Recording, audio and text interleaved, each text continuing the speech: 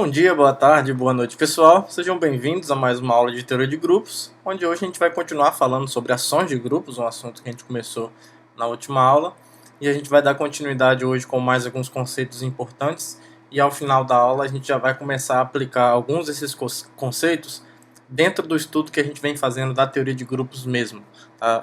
Aparentemente, quando a gente começou a falar de ação de grupos na última aula, parece que a gente deu um cavalo de pau na teoria, né? Começando uma coisa aparentemente inteiramente nova, mas hoje mesmo a gente já vai começar a colher os bons frutos que esse conceito introduz no estudo da teoria de grupos em si.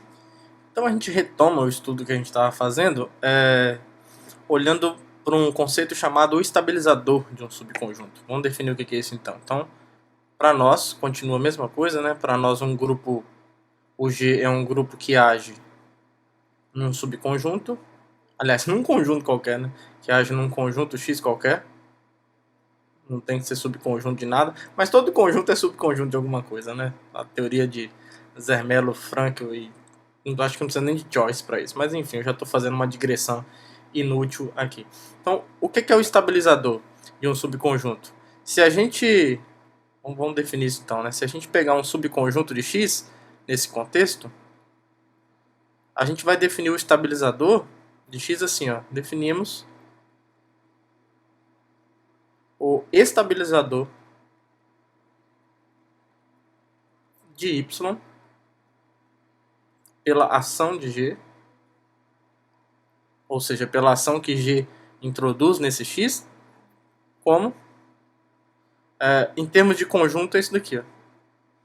É um subconjunto do grupo G que age em X, formado por todos os elementos do grupo, de modo que quando eu ajo usando ele em qualquer elemento de Y, isso continua sendo Y. Isso continua sendo Y. Ou seja, eu já estou entregando aqui, né? A gente vai provar que isso é um subgrupo de G, mas a princípio é o subconjunto de G formado por todas as ações que estão no grupo G que não alteram os elementos de Y. Tá? Então daí o nome estabilizador, né? Por isso. É um nome bastante razoável dentro do contexto em que nós estamos atuando. E aí, na próxima proposição, eu já meio que entreguei aqui, né? Dei um spoiler. A gente mostra então que nesse contexto o estabilizador de qualquer subconjunto Y de X ele é um subgrupo de G.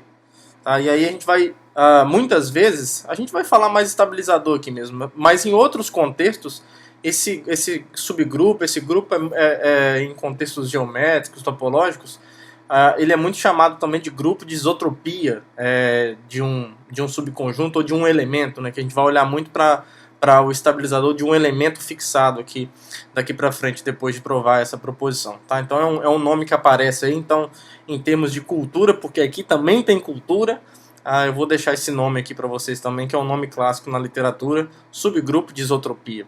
Tudo bem? Então, provar que isso é um subgrupo é tranquilo, é bem padrãozinho, é bem padrão a demonstração. Se eu quero mostrar que isso é um subgrupo, primeiro a gente tem que mostrar que o elemento neutro está aí, sem crise, né? Porque olha só, como quando eu ajo com o elemento neutro em qualquer coisa, isso não muda nada, isso aqui vale para todo elemento de X, né? Então, em particular, vale para todo elemento que está nesse subconjunto Y. Então, como isso daqui acontece? Então, pela definição do estabilizador, o E é um elemento desse candidato a subgrupo. Aqui o Y é maiúsculo, né? Que é o conjunto. Isso.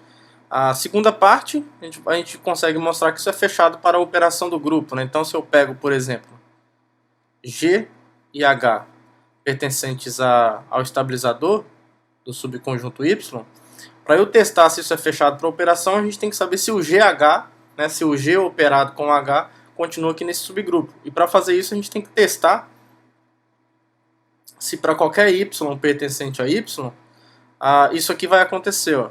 A gente tem que saber se quando eu ajo com o GH em Y, isso continua sendo Y.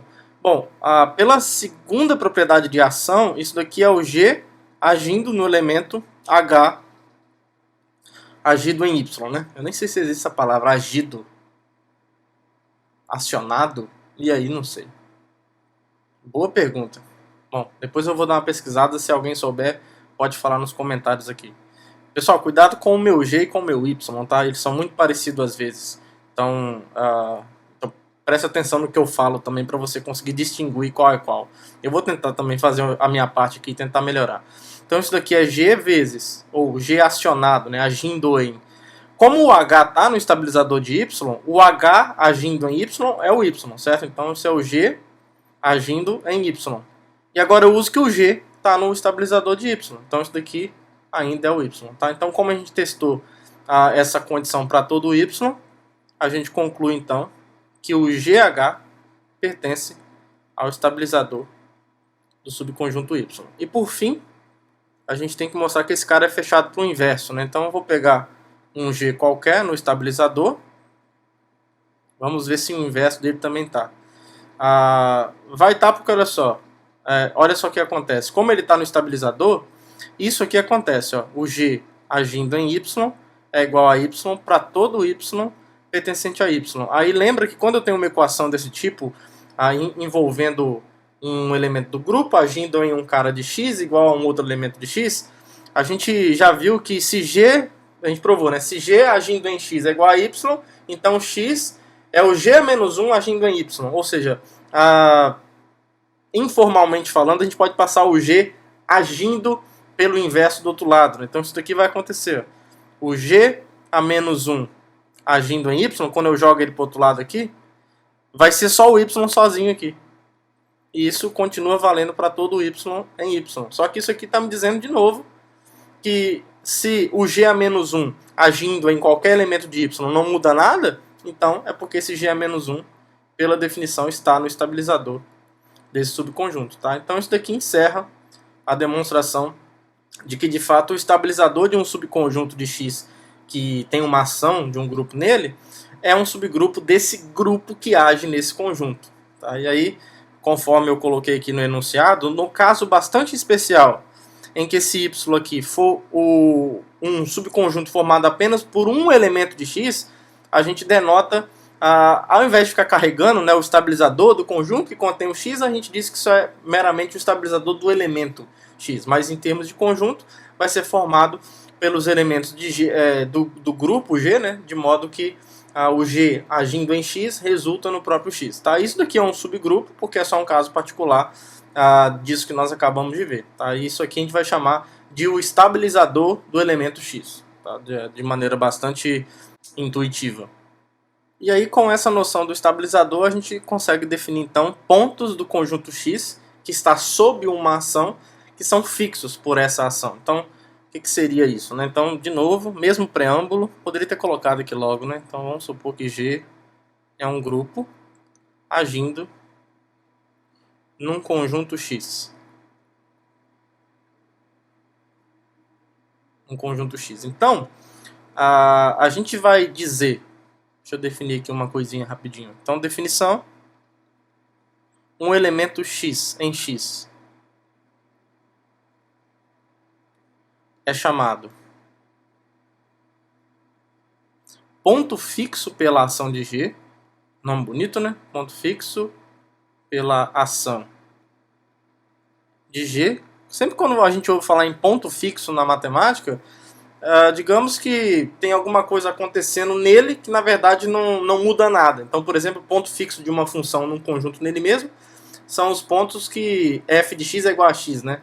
Aqui, como é a ação, então é natural apelar para essa nomenclatura, para essa terminologia, quando a gente tiver um ponto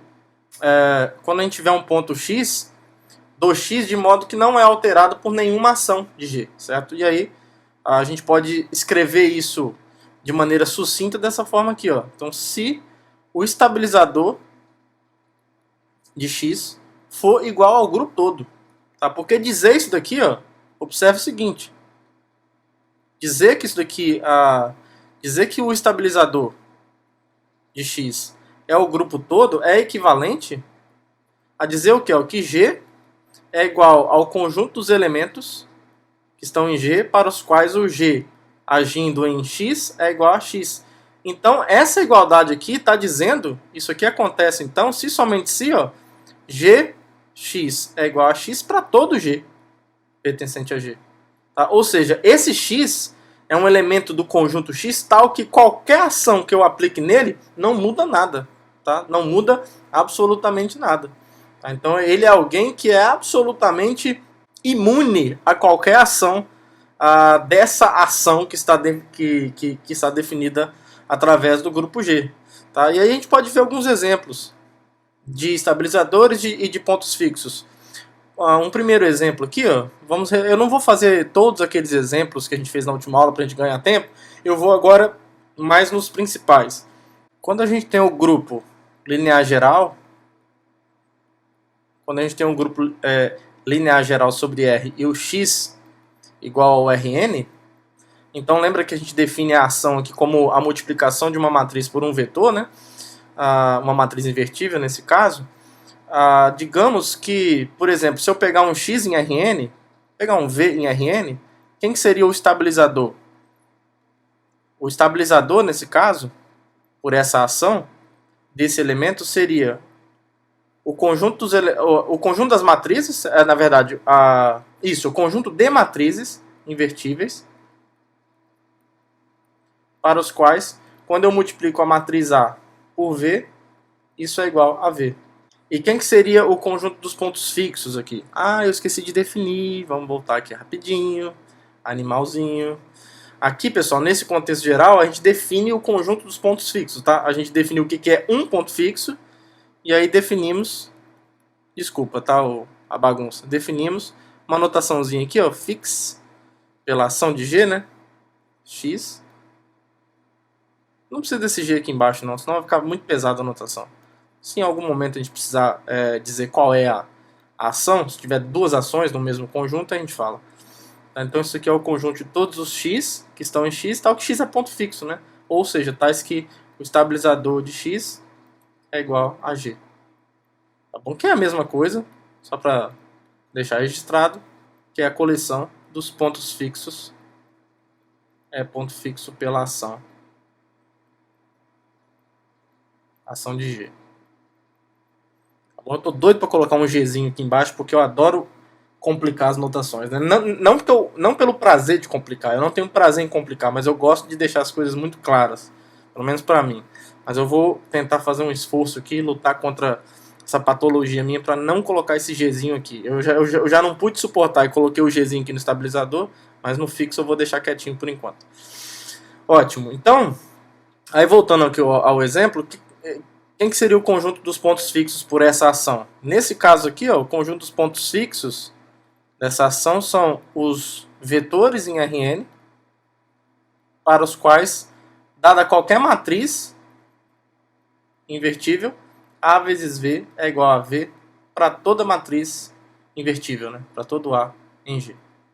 Agora a gente observa que o vetor nulo em Rn é o único vetor que satisfaz isso, tá? Porque olha só, se isso aqui acontece, ó, é claro que o zero é fixado, né? Se você pega uma matriz, seja ela qual for, e multiplica pelo vetor nulo, resulta no vetor nulo. Mas se isso aqui acontece, se V é um vetor que satisfaz isso para toda matriz invertível, em particular vale para a matriz menos identidade, certo? Em particular para, se eu tomar A como sendo menos a matriz identidade, n por n, temos essa matriz é invertível, certo? A matriz menos identidade é invertível, o determinante dela é menos 1 elevado a n, tá? Aí depende de se o n é par ou ímpar, mas é diferente de zero, tá? É diferente de zero. Então a gente vai ter que o menos a identidade multiplicado com v é v. Só que menos a identidade vezes v é menos v. E aí se menos v é igual a v, em qualquer espaço vetorial, né, em particular no Rn, isso vai implicar que v é o vetor nulo. Tá? Então essa discussão rápida aqui implica que o conjunto dos pontos fixos por essa ação é apenas o vetor nulo. Tá? Só o vetor nulo do Rn é um ponto fixo por essa ação que nós vimos. Um segundo exemplo, se a gente tiver qualquer grupo G, seja G um grupo, agindo em si mesmo pela conjugação.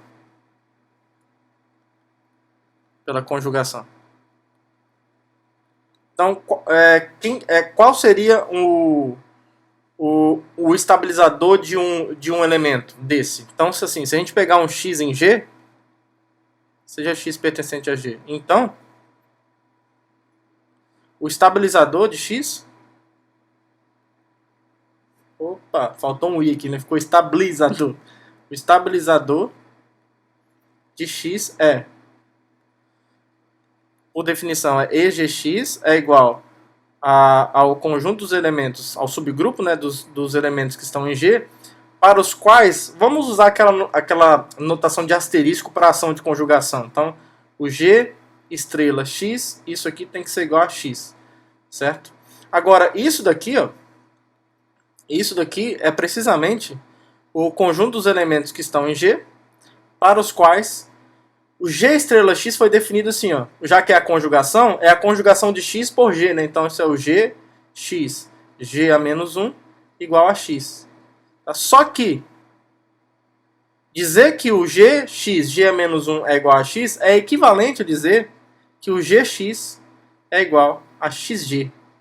Tá? Então o estabilizador de um elemento X pela ação de conjugação é o conjunto é o subgrupo formado pelos elementos que estão em G que comutam com X.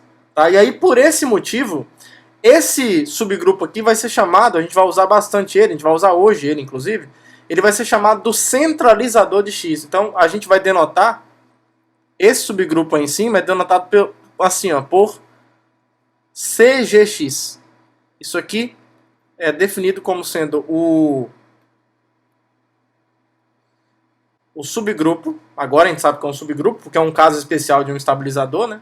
É o subgrupo dos elementos que estão em G que comutam com X. Isso daqui é um subgrupo de G,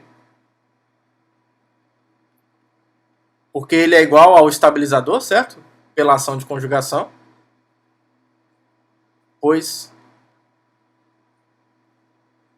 esse centralizador, eu já vou escrever isso, é o estabilizador de X. Estabilizador de X pela ação de conjugação, por isso que ele é um subgrupo. E mais, e ele é chamado, e CGX é chamado centralizador, deixa eu colocar numa corzinha diferente aqui, ó, centralizador de X, certo? Então, o centralizador de um elemento, a gente já poderia ter definido isso antes, né? Mas, enfim, agora parece ser, pelas coisas que a gente vai ver mais à frente, vocês vão perceber que agora parece ser a hora mais apropriada para falar desses carinhas. E esse centralizador ele vai desempenhar um papel muito importante. Então, o centralizador de um elemento é exatamente o estabilizador desse elemento pela ação de conjugação. E quais seriam os pontos fixos por essa ação? Pela definição, então isso foi uma primeira coisa que fizemos, né? Então, assim, vou colocar aqui, ó, item A desse exemplo. Item B. Se a gente olhar para os pontos fixos, por definição é isso daqui, ó. Por definição,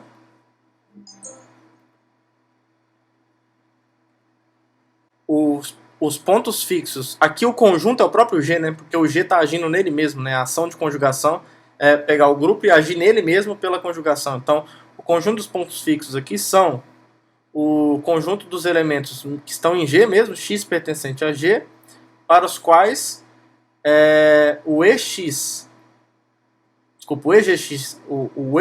né? Isso é igual a G. Isso, que vai ser igual a coletar todos os elementos que estão em G, para os quais, agora o centralizador, né? O centralizador é igual a G. Tá, agora, o que quer dizer o que significa dizer que o centralizador de X é o grupo G todo? É dizer que X comuta com todos os elementos de G, tá? Então, isso daqui, ó, é dizer que o X pertence a G, ele é tal que o X vezes G é igual a GX para todo G, desculpa. Para todo G pertencente a G. Certo? Porque dizer que o centralizador de X é o G todo, é dizer que para todo G G minúsculo em G maiúsculo. Esse G minúsculo pertence ao centralizador, então isso quer dizer que o xg é igual a gx. Agora, esse conjunto aqui, ó, é o conjunto dos elementos que estão em G que comutam com todo mundo. A gente conhece esse cara. Isso é o centro do grupo. Isso é exatamente o centro do grupo G. Tá? Então, olha só que legal. O conjunto dos pontos fixos pela ação de conjugação num grupo G é exatamente o centro do grupo. Tá? Então, o centro do grupo pode ser recuperado através dessa ação de conjugação, através do conjunto dos pontos fixos dessa ação de conjugação no grupo.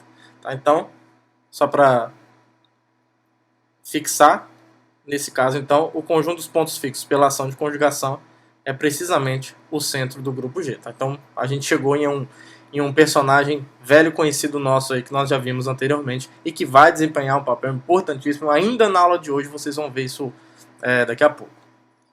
E aí agora a gente vê essa primeira proposição, que usa o conjunto, na verdade, usa o conceito de pontos fixos por uma ação, para a gente descrever o conjunto X a partir desse conceito. E aí a partir das órbitas dos elementos que estão num conjunto transversal por G e que não são fixos pela ação. Então, a primeira coisa que a gente verifica é um resultado simples. No item A, a gente só mesmo registra que qualquer ponto fixo pela ação, quando você olha para o ponto fixo de uma ação, a órbita desse ponto é só esse ponto mesmo, tá? Porque se você ficar aplicando a ação nele, não vai mudar nada, tá bom? Então, observe que para você gerar a órbita, para você obter todos os elementos da órbita de um ponto, o que você tem que fazer? Agir nele, vai aplicando as ações e vai obtendo os outros pontos da órbita.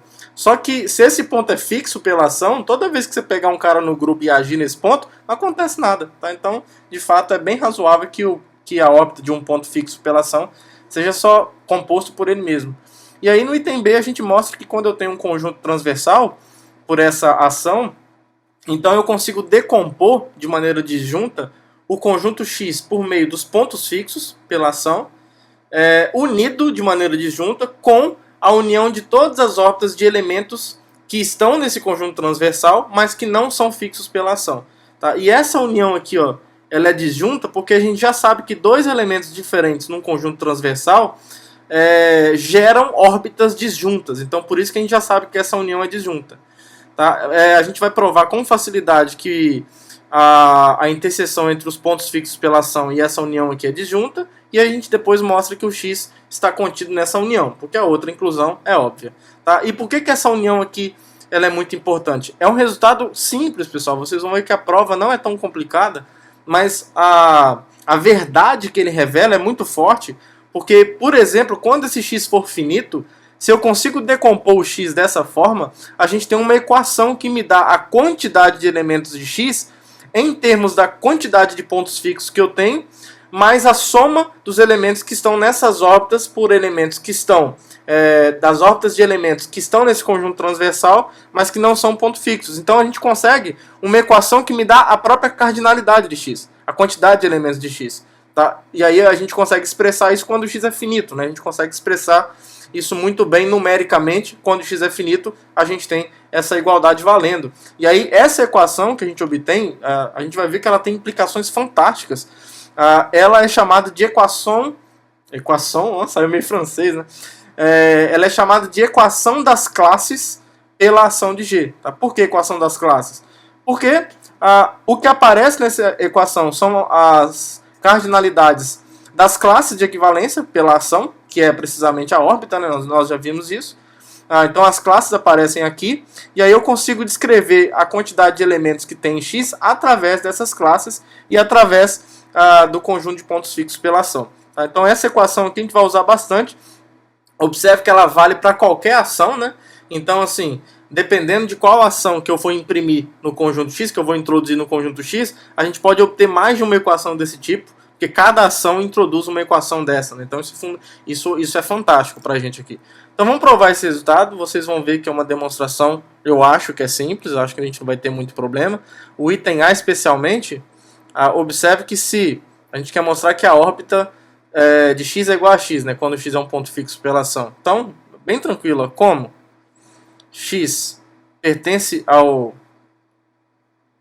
conjunto dos pontos fixos pela ação, então, quando eu olho para a órbita de X, Lembra que a órbita de x pode ser descrita assim, ó, como sendo o G agindo em x, onde o G varia livremente no grupo G, certo? São todas as ações impressas, né, vai saber, né, introduzidas em x, né? Só que como o x é fixo pela ação, G vezes x é igual a x para todo G. Então você vai ter o conjunto x com o G variando em G. Só tem x aí, tá? Então isso daqui é só x. Isso aqui é só x, né? Então uma linha de demonstração bem tranquila. Tá? Para provar essa igualdade, que vai me dar de graça essa equação aqui que a gente tem, o que a gente vai fazer? Ó? Essa inclusão aqui é imediata. Deixa eu fazer assim. Ó. Essa inclusão aqui é imediata, porque todos esses elementos são elementos de x, por definição, aqui. A gente já sabe que essa união é disjunta, tá? Foi pelo último resultado que nós vimos na última aula. A gente vai provar agora que esse conjunto é disjunto dessa união, então vamos provar isso. Deixa eu provar outra inclusão, depois a gente mostra aquela interseção vazia, tá? Só para não quebrar aqui a ordem.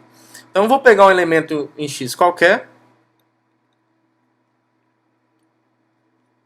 Então, o que a gente faz? Eu quero mostrar que o x ou está nesse conjunto ou está nessa união, né? Então, de novo, se o x, aquela velha história, se o x está no conjunto dos pontos fixos, nada a provar. Nada a provar. Então, posso supor que ele não está. Aqui x talvez não vai ser uma boa ideia, né? Porque eu estou usando o x aqui para variável dessa união. Deixa eu pegar uma outra letra aqui, então. Vamos colocar x aqui. No lugar de x, eu vou colocar y.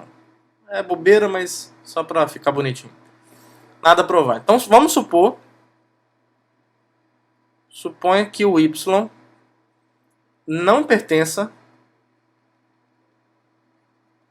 ao conjunto dos pontos fixos de x. Tá?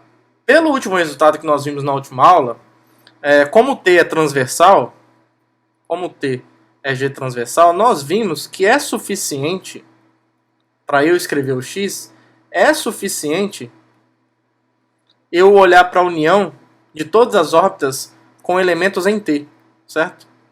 Nós já vimos isso. Então, como o y está em x, ele está em uma dessas órbitas, tá? Então é assim que a gente vai resolver o problema. E como o y está em x conjunto, então y pertence à órbita de x para algum x pertencente a t. Tá? Agora a gente só tem que verificar que esse x, que eu consegui o y lá dentro, não está no conjunto dos pontos fixos. Se ele tiver, olha só o que vai acontecer. Vamos ver se a gente vai fazer por absurdo ou se a gente faz uma prova direta. Acho que é bom a gente fazer por absurdo aqui. Olha só, se o x pertence ao conjunto dos pontos fixos de x, então isso implica que a órbita de x é igual a x, né, pelo item A. Certo? Agora, como o y está aqui, isso aqui vai implicar então que como o y está na órbita de x e a órbita de x é só o x, é só o elemento x, então isso implica que o y é igual a x, o que vai implicar que o y pertence ao conjunto dos pontos fixos pela ação. Mas isso é absurdo. Por que isso é absurdo? Porque a gente está supondo agora que o y não pertence, né, ao conjunto dos pontos fixos. Então, isso implica que esse x também não pode pertencer. Logo, o x pertence a t e não pertence ao conjunto dos pontos fixos, que era uma coisa que a gente queria, né? E o y está na órbita de x. O que implica, então, já que o y está na órbita de x para algum x que está nessa diferença, então isso implica que o y está nessa união aqui, que a gente já sabe que é disjunto.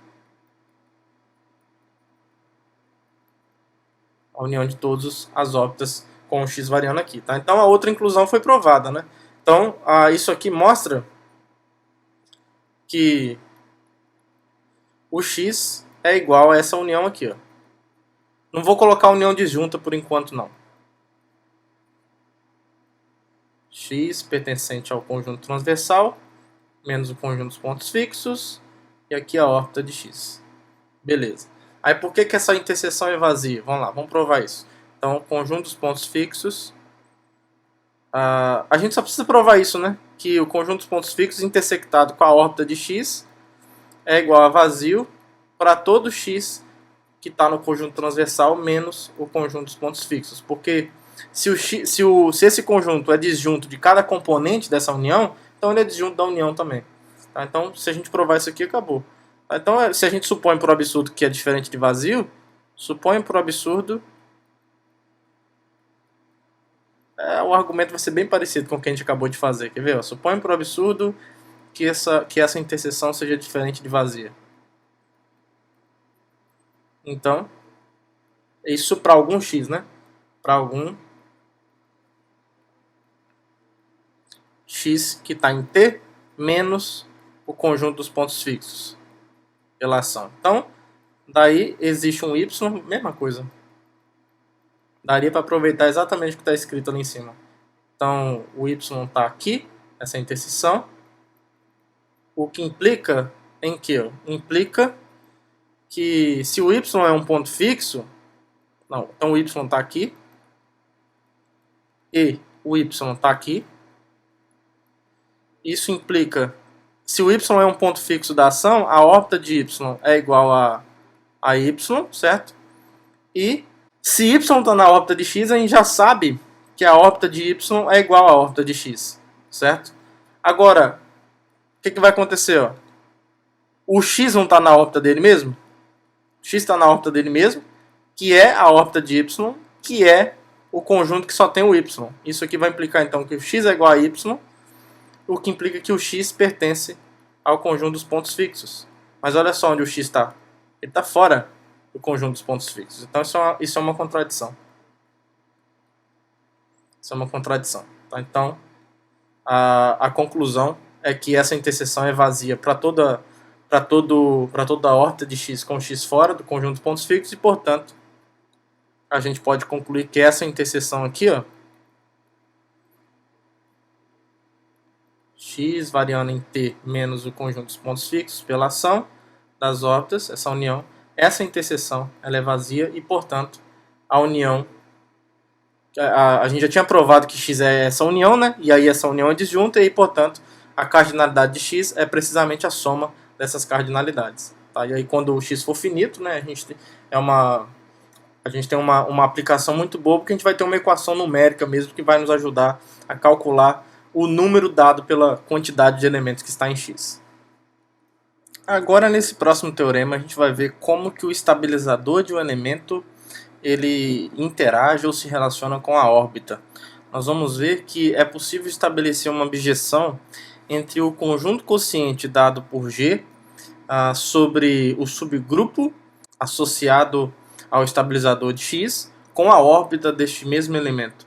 E essa bijeção ela faz o seguinte, ela pega a classe lateral de G por esse subgrupo e leva precisamente na ação desse representante no x que nós fixamos aqui inicialmente. A gente vai ver que essa função está bem definida e, além de estar bem definida, ela é uma bijeção. Tá? Só um alerta que eu faço é que aqui a gente está olhando para esse quociente a princípio como um conjunto só.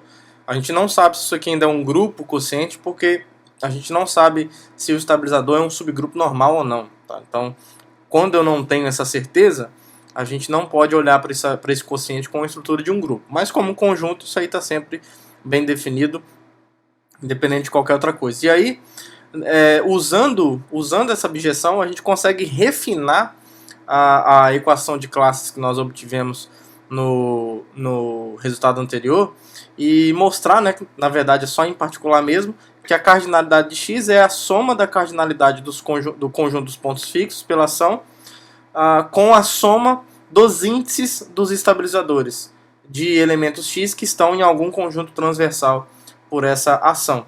Tá? Então essa equação fica, digamos, é um refinamento da equação anterior, trazendo o estabilizador para a jogada. Né? A equação anterior envolve a órbita, só que uma vez que a órbita está em bijeção com esse quociente e a cardinalidade desse quociente é precisamente o índice desse subgrupo dos estabilizadores em G, então aqui a gente pode substituir a cardinalidade da órbita, né, que é o item A aqui, que é imediatamente, pelo que nós vamos provar aqui, pelo índice do subgrupo dos estabilizadores em G. Tá bom? Então a gente só precisa mostrar mesmo que essa função é uma bijeção. O que eu elenquei aqui como A e B são consequências imediatas do fato disso daqui ser uma objeção e do resultado anterior.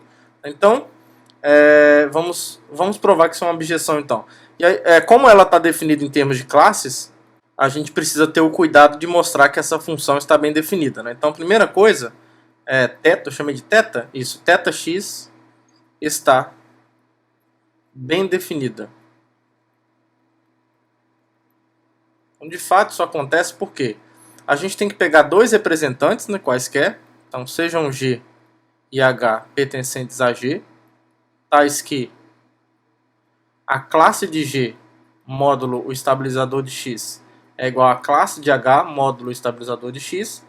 O que a gente precisa provar é que o G acionado em X é a mesma coisa que o H acionado em X. Quando isso daqui acontece, ó, quando eu tenho essas classes iguais, assim, isso significa que o G está relacionado ao H pela relação de equivalência induzida por esse subgrupo, né? Então, isso implica que existe, digamos aqui, um elemento no subgrupo dos estabilizadores de X, tal que o G é H vezes lambda. E agora vai ficar fácil mostrar que o G acionado em X é igual ao H acionado em X. Aqui, deixa eu tirar esse ponto aqui, porque aqui não é ação, né? O H é operado com lambda no grupo G, tá? Então H lambda. É melhor assim para não confundir. Então logo, a gente consegue mostrar então que o G agindo em X vai ser a mesma coisa que o H agindo em X, porque isso vai ser o H lambda agindo em X. Aí isso é a mesma coisa pela segunda propriedade de ação, pela definição, né? Isso é o H agindo no lambda agindo em X. Aí, como o lambda obtido foi exatamente no subgrupo dos estabilizadores de X, o lambda é um estabilizador. Então, o lambda agindo em X não faz nada. Então, o lambda acionado em X, agindo em X, é o próprio X. Então, aqui, ó, mostramos que o G agindo em X é igual ao H agindo em X, que é exatamente o que a gente queria mostrar. Para essa função estar bem definida, era necessário que isso acontecesse. Agora, a gente mostra rapidamente que essa função é injetiva e depois a gente mostra que ela é sobrejetiva. O que vai acontecer aqui? Ó? Então, vamos supor que eu tenha G e H pertencentes a G, tais que θx da classe de G, G pelo estabilizador de X, isso tem que ser igual ao θx pelo estabilizador da classe de H. Na verdade, o θx de H módulo estabilizador de X. Isso. Então, a gente quer mostrar o quê? Ó? Que o G estabilizador de X é igual a H estabilizador de X, certo? Porque eles que são os elementos do domínio que eu estou testando se eles são iguais, né? Eu estou tomando eles no domínio com a mesma imagem, a gente tem que ver se eles são iguais para testar a injetividade. Então, pela definição da função θ, isso aqui, ó, a imagem de θx do G, da classe de G, é o G agindo em X, né? Então, esse é o G agindo em X, e aqui do outro lado, H agindo em X. Tá? E aí, usando aquela velha historinha de você jogar o G a menos 1 para o outro lado, que nós já utilizamos anteriormente, isso aqui vai implicar que o X é igual ao G a menos 1 agindo no H agindo em X, certo? O que implica que o G, esse próximo passo aqui, pela segunda propriedade de ação, é o G a menos 1H X, certo? O G a menos 1H X. Agora, essa igualdade aqui, ó, esse elemento que está em G, e ele é tal que ele, agindo em X, resulta no próprio X. Então, por definição, esse elemento aqui, ó, deixa eu tirar o ponto, G a menos 1H é um elemento no estabilizador de X. Certo? Agora, se G a menos 1H é alguém que está no estabilizador de X, então não tem jeito. É porque a classe de G estabilizador é igual à classe de H pelo estabilizador. Certo? Aí é conjunto quociente, a gente já sabe que se isso aqui acontece, os elementos estão relacionados, né?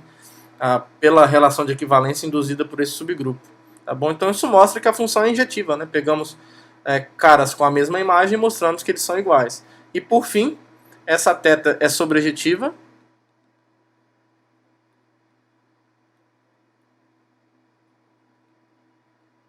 Por que ela é sobrejetiva? Vamos lá. Se a gente pegar um elemento qualquer na órbita, que é o contradomínio dessa função, então se y está na órbita, aí fica fácil, né? Se o y está na órbita de x, a gente já sabe que a órbita de x é formado por todas as ações em x, né? Então vai existir algum elemento no grupo G, tal que y é igual ao g vezes x. Aí acabou, né? Logo, é só você pegar a classe de G módulo estabilizador. Então, o y vai ser precisamente o θx aplicado na classe de G módulo o estabilizador. Tá? Então, isso aqui prova que a θx é sobrejetiva. Então, portanto, essa função θ é uma abjeção.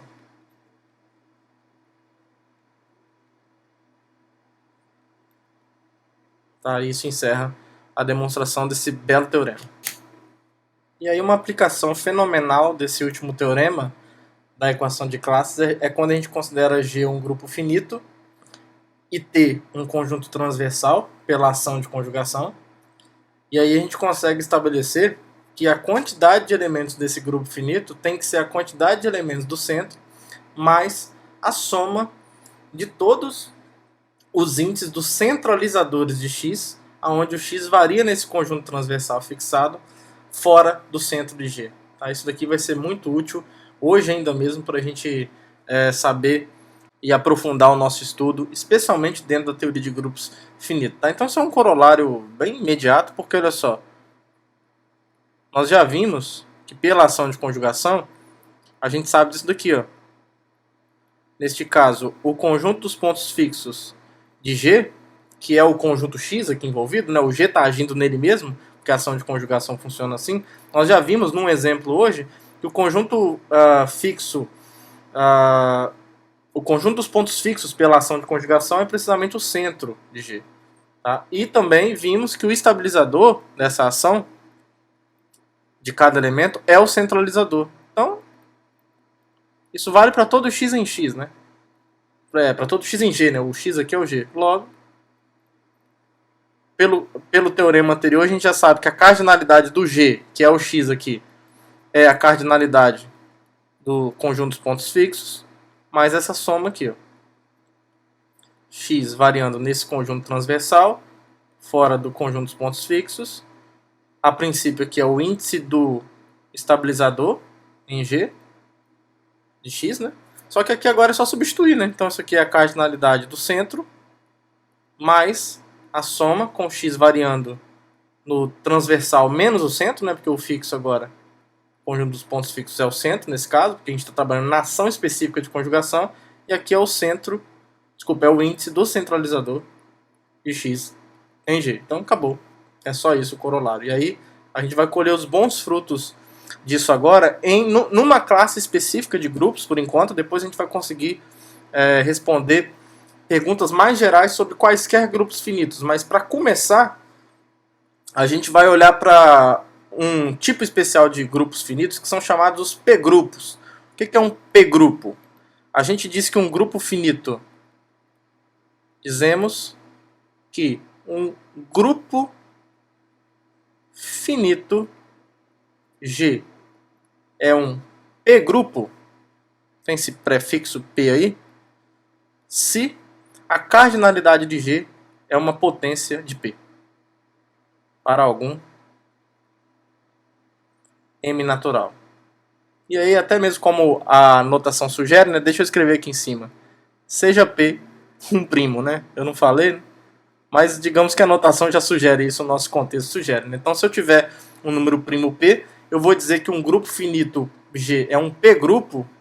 Isso é um P-grupo se ele é um grupo cuja cardinalidade é uma potência de P. Tá? E esse M natural, ou seja, o M é maior ou igual a 1. Tá? Então, ele tem P ou P ao quadrado, elementos, ou P ao cubo, enfim, P elevado a M para algum M natural, elementos.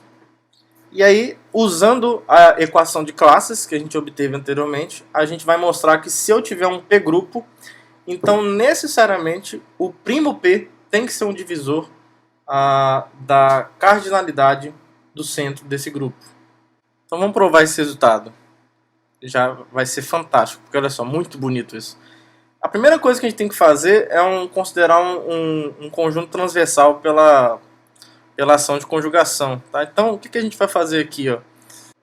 Bom, a gente já sabe que se eu considerar a ação de conjugação, né, toda ação possui um conjunto transversal. Né? Então, sabemos que a ação de G em G, por conjugação,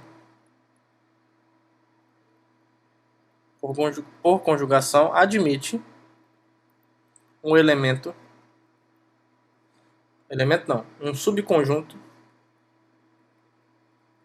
que eu vou chamar de T, contido em G, que é G transversal. G transversal pela ação de conjugação, certo? Eu estou considerando essa ação específica. Logo, o corolário anterior nos dá essa igualdade aqui. Ó. O corolário anterior nos diz que, quando eu olho para a cardinalidade de G, isso é a cardinalidade do centro de G, mais a soma. Quando eu faço variar o x em t menos o centro, é o t finito, né, porque o G é finito, tá? Dos índices de G, dos índices dos centralizadores de x em G. Tá? Agora, eu estou assumindo, por hipótese, né, essa cardinalidade de G é uma potência de P. Por hipótese, existe um M natural tal que a cardinalidade de G, né, é exatamente P elevado a M. Então, a gente tem que essa soma aqui é uma potência de P. E aí, olha só o que vai acontecer. Ó. Pelo teorema de Lagrange, a gente já sabe, pelo teorema de Lagrange, a gente já sabe que temos que esse índice, o índice desse subgrupo, é um divisor, né, da cardinalidade de G, só que isso aqui é P elevado a M. Agora, os divisores de uma potência de um primo tem que ser a potência de um primo também, ou 1, né? Então, de qualquer forma, isso aqui para todo x, né? Isso aqui para todo x em x, mas a gente vai se apegar aqui aos x que estão em T, nesse conjunto transversal, fora do centro. Então, isso significa que para cada x em T que não está no centro, existe um Rx, podendo ser o zero aqui, tá? Porque isso aqui eventualmente poderia ser 1 a princípio, depois a gente vai retirar a gente vai ver que isso não acontece, mas num primeiro momento pode ser. Então existe um Rx inteiro não negativo, tal que esse índice aqui, esse índice é P elevado a Rx. Tá? Agora, por que esse Rx não pode ser zero? Olha só. Então, a primeira coisa que a gente observa é o seguinte, ó, Rx é maior ou igual a 1 para todo x no conjunto transversal menos o centro. De fato, se a gente vai fazer por absurdo, se o Rx é igual a zero para algum x pertencente a t menos o centro, então, o fake, né? Então, olha só o que vai acontecer. Ó. Isso significa que o índice de G, o índice do centro em G vai ser P elevado a zero, né? E P elevado a zero é 1. Só que dizer que esse índice é 1, quando você tem um subgrupo com o índice 1 em outro, é porque esses grupos são iguais. Então isso aqui quer dizer que o centralizador de x é o G todo. Só que no exemplo de hoje nós já vimos que o centralizador de um elemento é G se e somente se o x está no centro. Só que isso é uma contradição, porque eu estou pegando o x fora do centro já. Tá? Então isso aqui é um absurdo.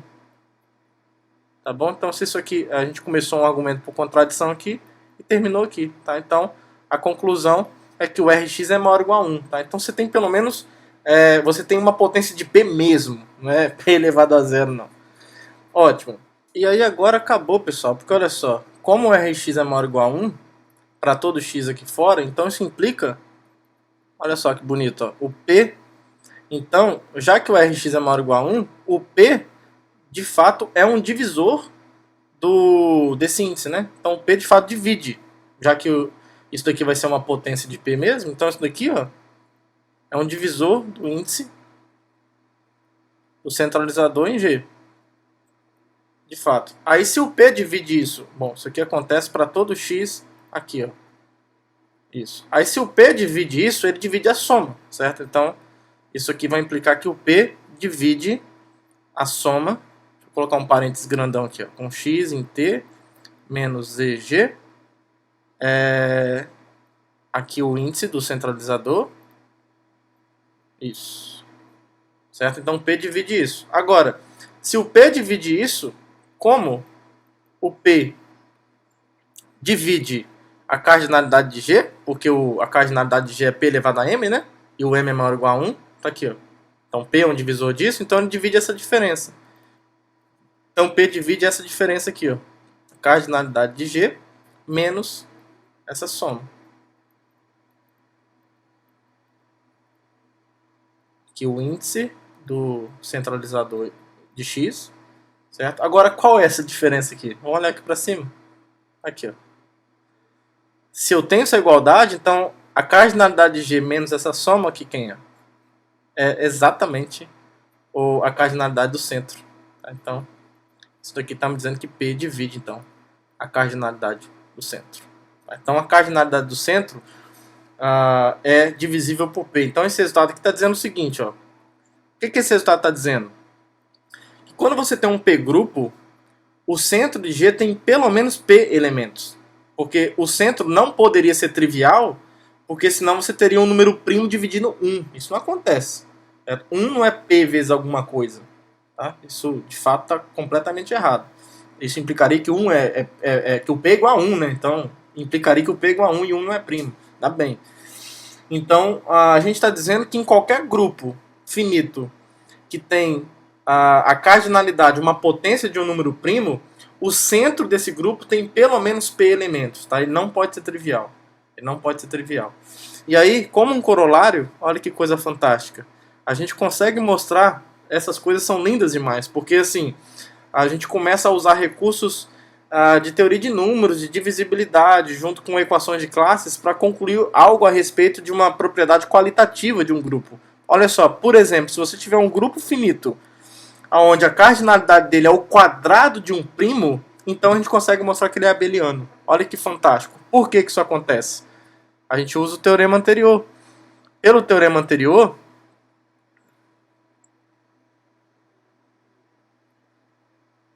por hipótese, G é um P grupo, né? Como G, já que a cardinalidade dele é P ao quadrado, bom, é uma potência de um primo. Então, como G é um P grupo, então o P é um divisor da cardinalidade do centro. Tudo bem? Agora, pelo teorema de Lagrange, a cardinalidade do centro tem que ser um divisor de P ao quadrado, né? Então, só tem duas opções para a cardinalidade do centro. Pelo teorema de Lagrange,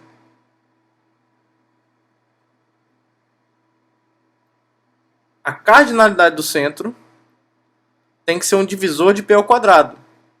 Então, assim, se eu não tivesse essa informação antes, a gente teria as seguintes possibilidades.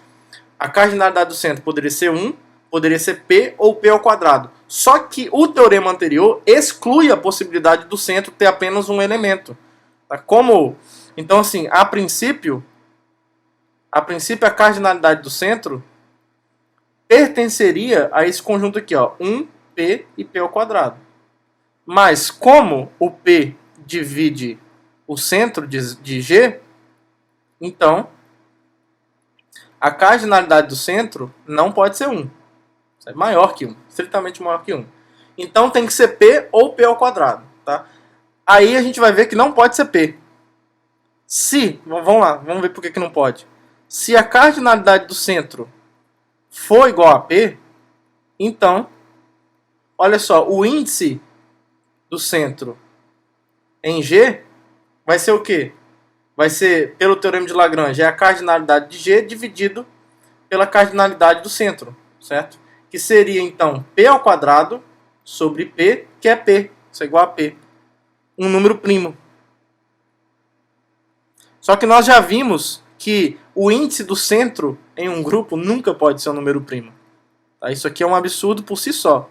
A gente já sabe por quê, né? De novo, isso aqui vai implicar que o quociente é cíclico, mas se o quociente for cíclico, o grupo é abeliano. Mas se o grupo é abeliano, o centro é igual ao G, então essa coisa que era prima vai virar 1. Tá? Então, por isso que não pode. Então, assim, o centro não pode ter nem um elemento. Ficou estranho, né? Não é que ele não pode ter nenhum. É que ele não pode ter nem... dois pontos. Um elemento e nem P elementos. Tá? Ambos levam a uma contradição. Então, assim, a gente conclui que a cardinalidade do centro é diferente de P. Então, se ele não é nem 1 e nem P, não resta alternativa. Logo, a cardinalidade do centro obrigatoriamente tem que ser P ao quadrado. Só que P ao quadrado é precisamente a cardinalidade de G. Então, se o centro tem a mesma quantidade de elementos que o G tem, como você está em conjuntos finitos, isso aqui vai implicar que o centro de G é igual a G e implica nessa coisa maravilhosa que é dizer que o grupo é abeliano. Então olha que fantástico. A gente tem uma hipótese só sobre a quantidade de elementos. Tá? Se eu tiver um grupo finito que tem P ao quadrado elementos com P', então ele tem que ser abeliano. Simplesmente uma condição em cima da quantidade de elementos está obrigando a operação desse grupo ser comutativa. Isso é fenomenal, tá? Se isso não é uma das coisas mais lindas que vocês já viram, eu não sei mais o que pode ser. Então vou aproveitar esse clima de completo encantamento que chegamos neste estágio da aula para dizer então que ela está terminada. E eu espero que vocês tenham gostado e achado todas essas coisas tão lindas quanto eu. E que todos tenham um bom dia, uma boa tarde, boa noite. Um abraço para todo mundo e até a próxima aula. Tchau, tchau.